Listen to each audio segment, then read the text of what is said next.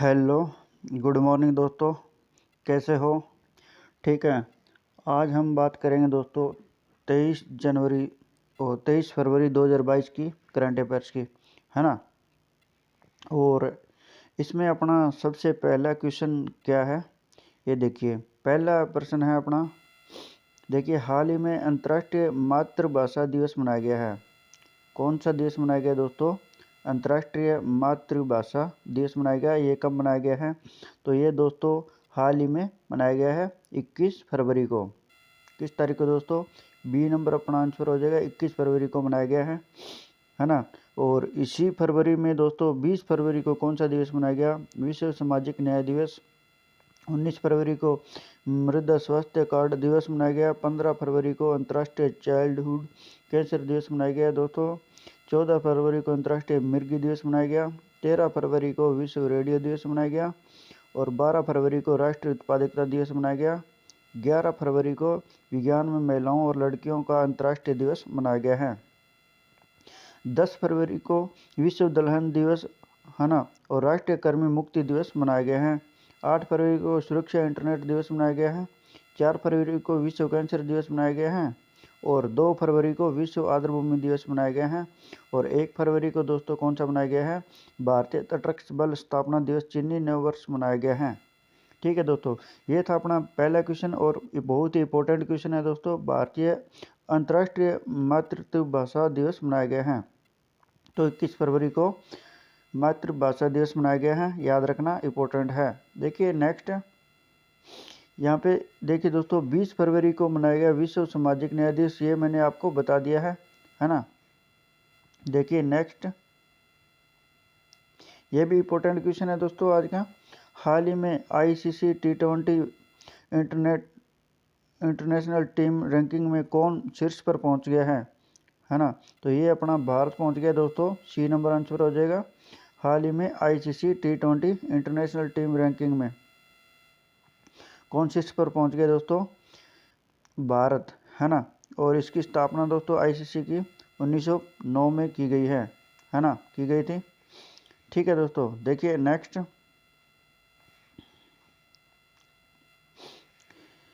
हाल ही में किस राज्य सरकार के मुख्यमंत्री ने तुंगभद्रा नदी की आरती का ऐलान किया है? दोस्तों किस राज्य सरकार के मुख्यमंत्री ने तुंगभद्रा नदी की आरती की दोस्तों क्या किया है? ऐलान किया है। तो ये है दोस्तों कर्नाटक। बी नंबर आंसर हो जाएगा इसका, कर्नाटक ने। देखिए कर्नाटक के बारे में कुछ और पॉइंट हैं। जैसे पहला पॉइंट है पर्यावरण महोत्सव दोस्तों कहाँ मनाया गया? कर्नाटक में मनाया गया है। देखिए दूसरा पॉइंट है राज्य सरकार ने ट्रांसजेंडरों के लिए पुलिस में आरक्षण की घोषणा की है। जोग जलप्रपात के जीर्णोद्धार का निर्णय लिया गया है। कहाँ पर? कर्नाटक में। विश्व प्रसिद्ध मैसूर दशहरा उत्सव मनाया गया दोस्तों, कहाँ पर? कर्नाटक में। दुनिया का सबसे लंबा रेलवे प्लेटफार्म हुबली में बन रहा है, कर्नाटक में। अलमाटी बांध कृष्णा नदी पर दोस्तों, कृष्ण राज सागर बांध ये कावेरी नदी पर है। अलमाटी बांध किस नदी पर है? कृष्णा नदी पर। कृष्ण राज सागर बांध कावेरी नदी पर स्थित हैं। देखिए नीलकुरुंजी के फूल 12 साल बाद कर्नाटक में खिले हैं। राज्य ऊर्जा दक्षता सूचकांक में कर्नाटक शीर्ष पर है दोस्तों, है ना। मटूर गांव एकमात्र गांव जहां सांस्कृतिक बोली जाती है, यह कर्नाटक में स्थित है। कौन सी बोली जाती है? सांस्कृतिक बोली जाती है मैटूर गांव में। ठीक है दोस्तों, नेक्स्ट क्वेश्चन देखिए, कोविड-19 सीमा नियंत्रण में छूट देने के लिए निम्न में से किस देश ने मंजूरी दी है? दोस्तों कोविड-19 की जो सीमा नियंत्रण में छूट देने के लिए निम्न में से किस देश को मंजूरी दी है? तो दोस्तों ये बी नंबर आंसर हो जाएगा, जापान, है ना। किसको मिली है? जापान को मिली है। देखिए हाल ही में विश्व पेंगोलियन दिवस, ये भी याद रखना दोस्तों, विश्व पेंगोलियन दिवस किस दिन मनाया गया है? ये दोस्तों फरवरी के तीसरे शनिवार को मनाया जाता है। डी नंबर आंसर हो जाएगा इसका, फरवरी के तीसरे शनिवार को मनाया जाता है। देखिए नेक्स्ट क्वेश्चन क्या है दोस्तों अपना, नेक्स्ट क्वेश्चन है, हाल ही में उड़ान योजना के तहत किन दो स्थानों के मध्य सीधी उड़ान का उद्घाटन किया है ना। किन दो स्थानों के मध्य दोस्तों सीधी उड़ान का उद्घाटन किया है ना, उड़े देश का नागरिक योजना के तहत? तो दोस्तों ये दिल्ली और खजुराहो, बी नंबर आंसर हो जाएगा इसका, दिल्ली और खजुराहो के मध्य सीधी उड़ान का उद्घाटन किया गया है। देखिए नेक्स्ट, हाल ही में किसने देश भर में 100 से अधिक इलेक्ट्रिक वाहन चार्जिंग स्टेशन स्थापित किए हैं? 1000 से दोस्तों अधिक इलेक्ट्रिक वाहन चार्जिंग स्टेशन स्थापित किए हैं। ये दोस्तों किसने किए हैं? तो IOCL ने किए हैं। ठीक है, याद रखना, इम्पोर्टेंट क्वेश्चन है। देखिए, हाल ही में दादा Saheb Phalke international film festival 2022 किसे सर्वश्रेष्ठ फिल्म का अवार्ड मिला है? ये दोस्तों आज का इम्पोर्टेंट क्वेश्चन है, याद रखना। 2022 में सर्वश्रेष्ठ फिल्म का अवार्ड मिला है, ये किसको मिला है? शेरशाह को। शेरशाह जो फिल्म है उनको मिला है दोस्तों, है ना। देखिए, और सर्वश्रेष्ठ एक्टर को रणवीर सिंह को सर्वश्रेष्ठ एक्टर का दोस्तों इनको फिल्म अवार्ड मिला है, बेस्ट एक्टर का। ठीक है, देखिए आगे इसके बारे में कुछ और भी जानकारी है। जैसे दोस्तों 20 फरवरी 2022 को मुंबई में प्रतिष्ठित दादा साहेब फाल्के अंतर्राष्ट्रीय फिल्म महोत्सव पुरस्कार 2022 में किए गए हैं। कहाँ पर दोस्तों? मुंबई में। ठीक है, इस दौरान दक्षिण भारत के सुपरस्टार अल्लू अर्जुन की blockbuster hit Pushpa the rise को फिल्म को ऑफ द ईयर चुना गया है। दोस्तों जो हाल ही में जो पुष्पा फिल्म आई है, पुष्पा द राइज को फिल्म ऑफ द ईयर चुना गया है, याद रखना, इंपॉर्टेंट फिल्म है। वहीं दोस्तों रणवीर सिंह को भारतीय क्रिकेट टीम के वर्ल्ड कप जीतने पर बनी फिल्म 83 के लिए, है ना, 1983 के लिए जो बेस्ट एक्टर का अवार्ड दिया गया है रणवीर को। एक्ट्रेस कृति सेनन को दिया है, जो बेस्ट एक्ट्रेस है ना, कृति सेनन को मिला है, ये भी याद रखना, है ना। इनकी फिल्म है मिमी, फिल्म के लिए दिया गया है दोस्तों। कौन सी फिल्म? मिमी का खिताब दिया गया है। इस साल Dada Saheb Phalke international film festival award 2022 के भारतीय सिनेमा की समृद्धि का जश्न मनाया और आज़ादी के 75 साल का आज़ादी का अमृत महोत्सव भी मनाया गया है। ठीक है, देखिए दोस्तों नेक्स्ट क्या है। हाल ही में ए हिस्ट्री ऑफ श्री कैंटन नामक पुस्तक किसने लिखी है दोस्तों? ये पुस्तक लिखी है, ए नंबर आंसर हो जाएगा इसका, उमा दास गुप्ता ने लिखी है। और अन्य भी पुस्तकें हैं दोस्तों, है ना। A nation to protect Priyanka Gandhi Modi ने लिखी है, प्रियम गांधी मोदी ने लिखी है ना। A little boy of India skin bond ने लिखी है। इंडोमिटेबल अरुंधति भट्टाचार्य ने लिखी है। ममता बियॉन्ड 2021 जयंत घोष ने लिखी है। ये इंपॉर्टेंट है। गांधी के हत्यारे the making of Nathuram Godse and his idea of India Dhirendra के झा ने लिखी है। बैचलर हेड तुषार कपूर ने। India's ancient legacy of wellness doctor Rekha Chaudhary ने लिखी है। मॉडर्न इंडिया पूनम दलाल दहिया ने लिखी है। देखिए नेक्स्ट क्वेश्चन क्या है दोस्तों? हाल ही में भारत की सबसे भरोसेमंद सार्वजनिक क्षेत्र की कंपनी का पुरस्कार किसे मिला है? दोस्तों भारत की सबसे भरोसेमंद सार्वजनिक क्षेत्र की कंपनी है, उसको पुरस्कार मिला गया है। वो कौन सी कंपनी को मिला है? देखिए यहाँ पे मैंने दे रखा है, तो कोल इंडिया, बी नंबर इसका आंसर हो जाएगा, कोल इंडिया। कोल इंडिया को मिला भारत की सबसे भरोसेमंद सार्वजनिक क्षेत्र की कंपनी का पुरस्कार, है ना। देखिए इसके बारे में और भी है कुछ पॉइंट। देखिए एक बार जूम कर देता हूं दोस्तों आपको, ताकि सही तरीके से दिख जाए। यहाँ देखिए, भारत सरकार की महारत्न कंपनी कोल इंडिया लिमिटेड को भारत की सबसे भरोसेमंद सार्वजनिक क्षेत्र कंपनी के पुरस्कार से नवाजा गया है। कोल इंडिया को यह सम्मान कोलकाता में उद्योग मंडल एसोचैम द्वारा आयोजित energy meet and excellence award समारोह में दिया गया। ठीक है दोस्तों, ये कोल इंडिया जो लिमिटेड कंपनी है दोस्तों, इसका मुख्यालय है कहाँ पर है? ये कोलकाता में है। कहाँ पे दोस्तों? कोलकाता में है। और इसकी स्थापना दोस्तों 1975 में की गई, है ना। और इसका मुख्यालय कोलकाता में है। ठीक है दोस्तों, याद रखना। देखिए नेक्स्ट आगे बात करते हैं।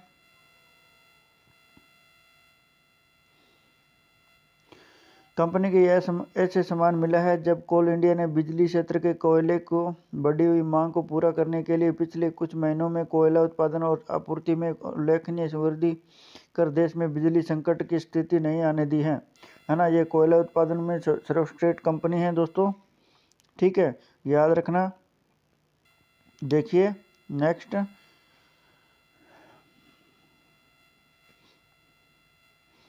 क्वेश्चन है, एक मिनट दोस्तों।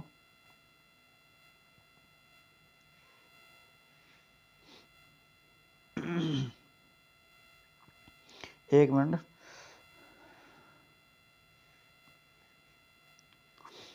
देखिए, हाल ही में एडिडास के ब्रांड एम्बेसडर के रूप में किसे नामित किया गया है?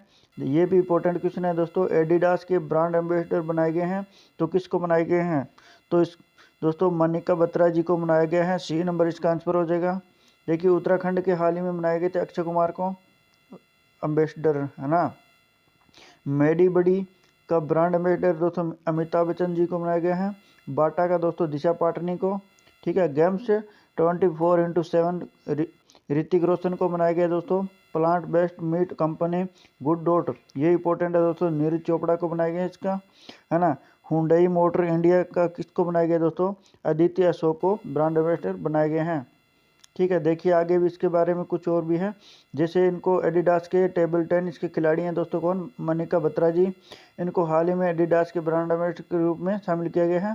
साझेदारी महिलाओं को उनके सपनों को साकार करने के लिए सशक्त बनाने, महिलाओं को बाधाओं को तोड़ने के लिए प्रोत्साहित करने और खेतों में भागीदार बढ़ाने के केंद्रित ये इसका क्या है दोस्तों? उद्देश्य है। देखिए नेक्स्ट, न्यू इंडिया क्या है दोस्तों? न्यू इंडिया लिटरेसी प्रोग्राम नामक एक योजना को किस मंत्रालय द्वारा मंजूरी दी गई है दोस्तों? ये दी गई है शिक्षा मंत्रालय के द्वारा।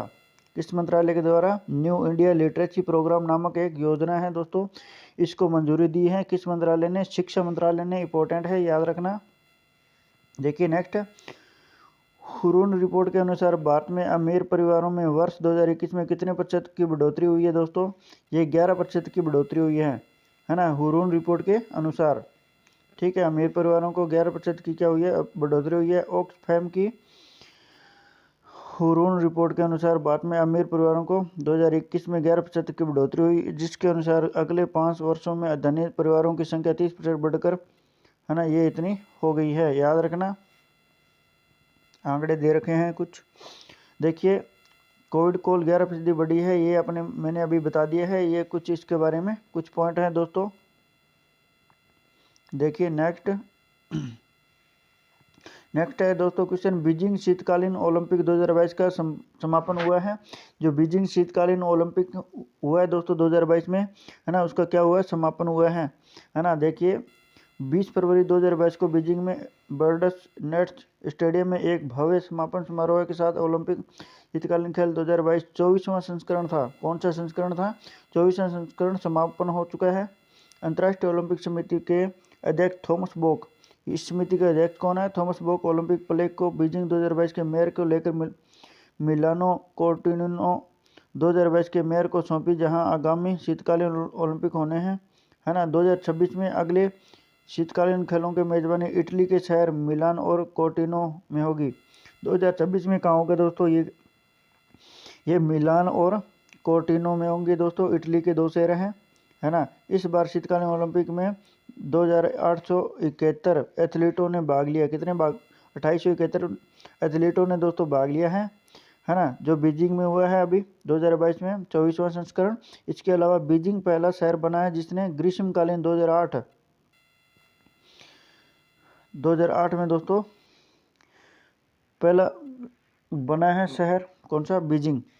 देखिए नेक्स्ट, इसका शुभंकर क्या था दोस्तों? एक मुस्कुराता हुआ पांडा था दोस्तों। ठीक है। और चलने वाला चीनी लाइटेन बिंग डवेन बीजिंग शीतकालीन ओलंपिक 2022 के शुभंकर था। ठीक है। आदर्श वाक्य क्या था दोस्तों? ओलंपिक और पैरा ओलंपिक शीतकालीन खेलों बीजिंग 2022 का आधिकारिक आदर्श वाक्य है दोस्तों, हाँ, together for a shared future. ठीक है, ये इसका आदर्श वाक्य है। 4 स्वर्ण के साथ थिंगनेस बॉय सबसे सफल, ये दोस्तों सबसे सफल रहे थे नॉर्वे के, है ना।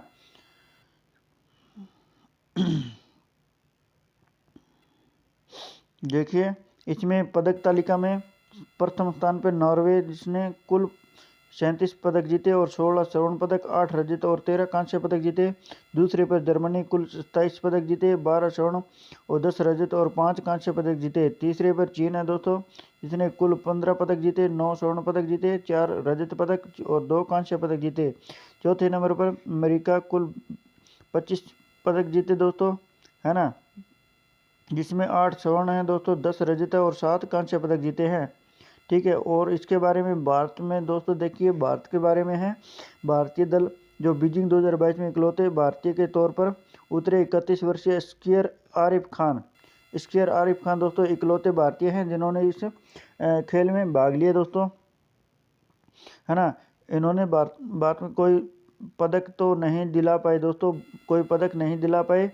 आरिफ खान जॉइंट स्लैलम में 45वां स्थान हासिल किया। कौन सा स्थान हासिल किया? 45वां। स्कीयर आरिफ खान ने शीतकालीन ओलंपिक के उद्घाटन समारोह के दौरान दोस्तों 4 सदस्यीय भारतीय दल की अगुवाई की है। ठीक है, इंपॉर्टेंट है, याद रखना। किस राज्य सरकार द्वारा हाल ही में संत रविदास स्वरोजगार योजना शुरू की है? ये इंपॉर्टेंट है दोस्तों, संत रविदास स्वरोजगार योजना शुरू की है किस राज्य सरकार ने? दोस्तों मध्य प्रदेश ने इसको शुरू की है ना। डी नंबर आंसर हो जाएगा। देखिए नेक्स्ट, दादा साहेब फाल्के पुरस्कार, ये दोस्तों मैंने आपको बता ही दिया है, ये किस शहर में हुआ है? मुंबई में हुआ है। दादा Saheb Phalke international festival award 22 ये मुंबई में दिया गया है। ठीक है, ये आपको बताया है अभी अभी दोस्तों मैंने। देखिए नेक्स्ट, भारत 2023 में अंतर्राष्ट्रीय ओलंपिक समिति के सत्र की कौन सा शहर मेजबानी करेगा?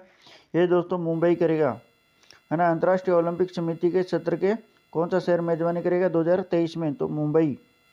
देखिए भारत 2023 में अंतर्राष्ट्रीय ओलंपिक समिति के सत्र की मुंबई मेजबानी करेगा, जबकि पिछले सत्र की मेजबानी भारत के वर्ष 1983 में नई दिल्ली में थी। पहले कहाँ थी? नई दिल्ली में। 2022 में IOC सत्र बीजिंग चीन में आयोजित किया गया था।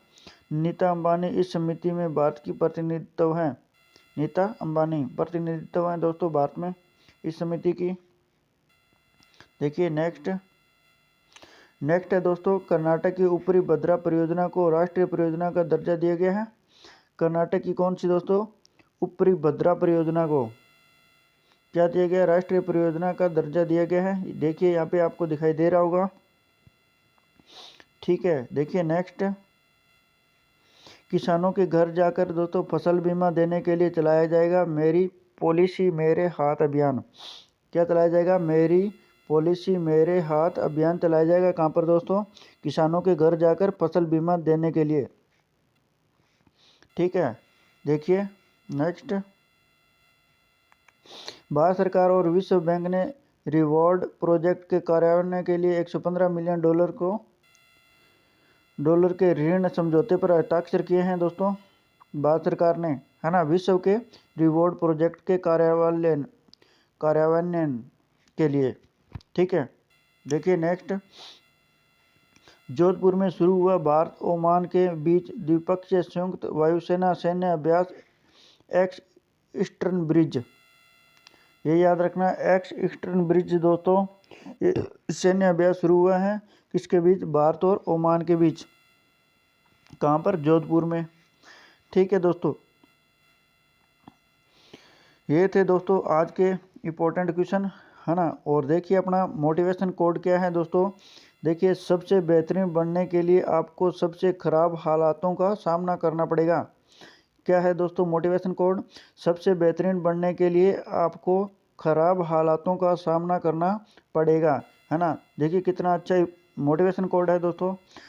आशा करता हूँ दोस्तों आपको ये आज के करंट अफेयर्स के क्वेश्चन अच्छे लगे होंगे। थैंक यू दोस्तों, धन्यवाद।